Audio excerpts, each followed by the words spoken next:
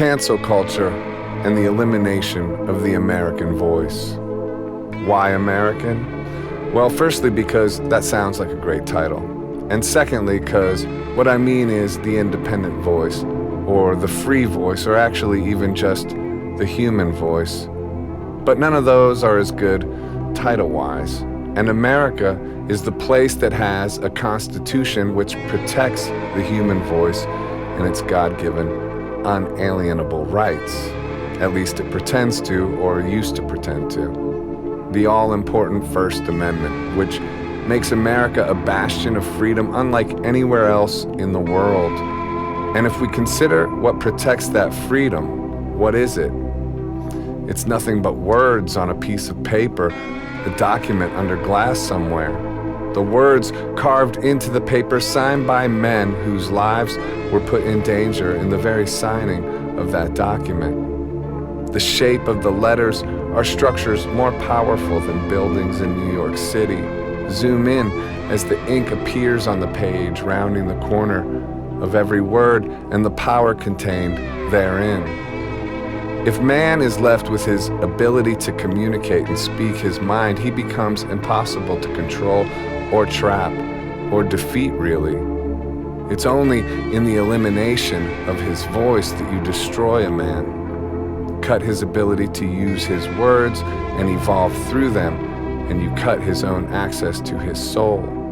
Words are the soul's movement.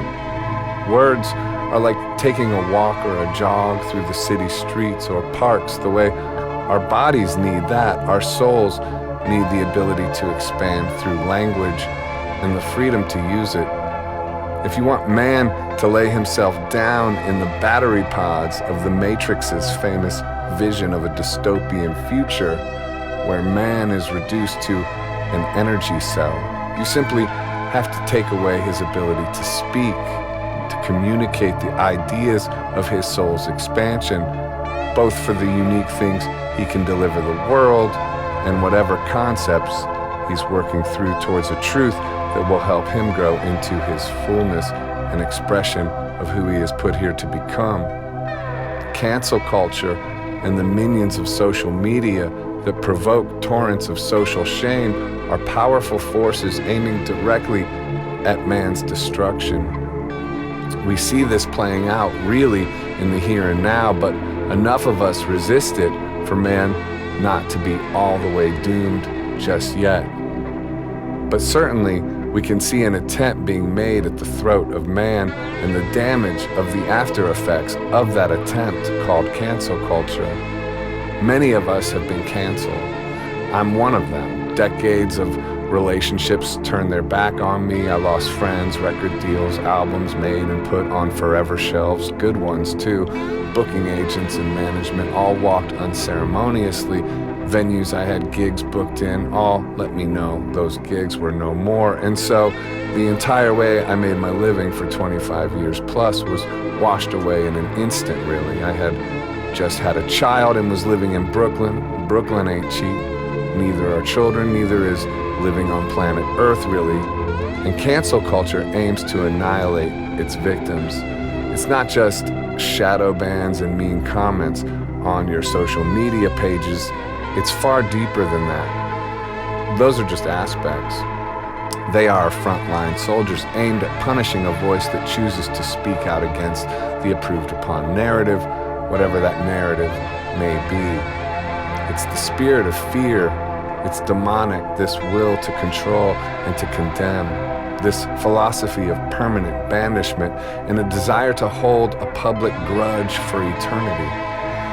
The victims of cancel culture who have arrived there merely by expressing ideas of resistance against a nefarious narrative or whatever it may be are put on public display as examples to other members of society to not get any ideas that this is in any way okay.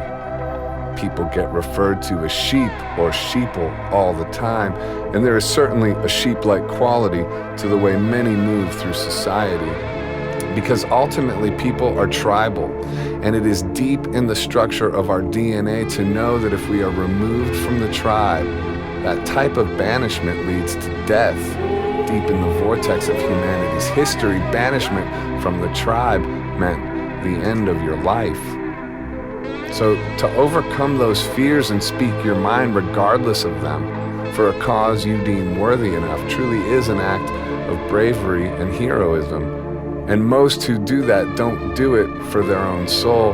They do it for the souls of their brothers and their sisters. They do it for us all.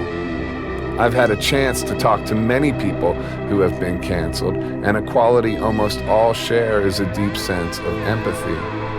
They are the most sensitive among us to the point where their empathy itself was the gravity of their soul's personal planet that pulled in the cancellation from an increasingly psychopathic world. The forces of darkness angle and aim to defeat humanity's essential quality of empathy. They want the world to be a reflection of the spirit they reside in, one of fear, one of coldness, one of unforgiving, one of evil, to put a blunt point on it. And these qualities of freedom and empathy are reflections of God, which they wish to subsume and destroy. So what's life like after cancellation?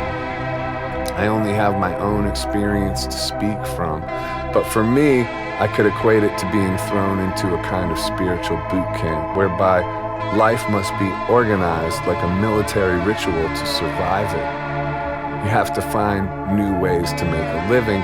You have to start again from a strange beginning, and at the same time heal from the wounds of the attacks, which being a vilified character from people who assume moral superiority, while they throw knives in your back and twist them.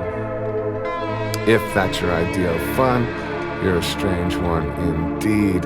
But oddly, you must convert it to fun. You must change it into a challenging game rather than the life-threatening situation it is.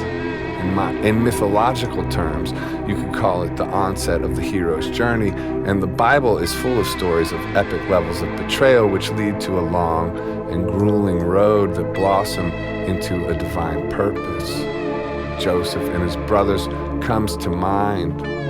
To find the weight of your purpose and grow into your very soul's expansion means extraordinary circumstances must befall you. Life moving along in a comfortable way won't provoke anything resembling that kind of growth. Why would it, or how could it?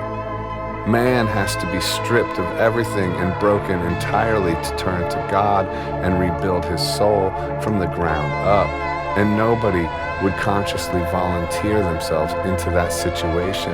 That situation has to fall on you, which brings us back to words. And those of us who arrived at this place through exercising our right to use those words freely, and how those words lead to the journey of your soul's authentic expression and ultimate expansion. In the Matrix, Neo was given the option of two pills. One pill led him to the truth of the nature of the world he was actually in, and the other pill allowed him to remain in the illusion. The one that led him to the truth could easily be a metaphor for speaking your mind. The one that led him to a life of illusion and empty comfort could be a metaphor for staying silent. We are given the choice of the red pill or the blue pill on a daily basis. To speak your mind against the unbelievable fear that challenges is akin to being invited on a journey of your soul's expansion and the gifts of a life actually lived. As hard as that is, as hard as that journey is to endure, it's with faith that you can live through that challenge, that a life of purpose is rewarded to you. The other option is emptiness and a soul that will gnaw on you relentlessly from the weight of its self-annihilation. In the Matrix analogy, it doesn't really allow for the hellscape that is choosing the blue pill or staying silent. In the Matrix, people get to be blissfully unaware of their cowardly choice. Sure, their actual reality is beyond dark, but that film paints the picture that they don't know the stake isn't real, so to speak.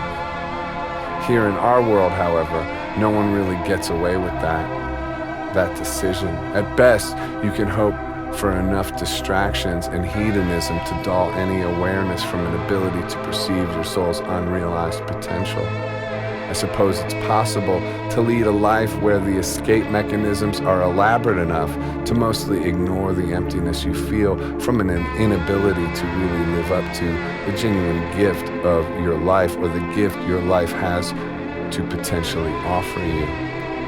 But as we see today with the powerful so-called elite and billionaire class, this choice devolves into maniacal games of power and control which reveal an allegiance to real evil. Bob Dylan says you're either busy being born or you're busy dying, and that can be perceived as the truth on the level of our souls as well. There is no middle ground here. There is no cruise control. We are all on high-speed journeys to one destination or another, and the ticket to those destinations is found in the power of your words. Take the trip, speak your mind.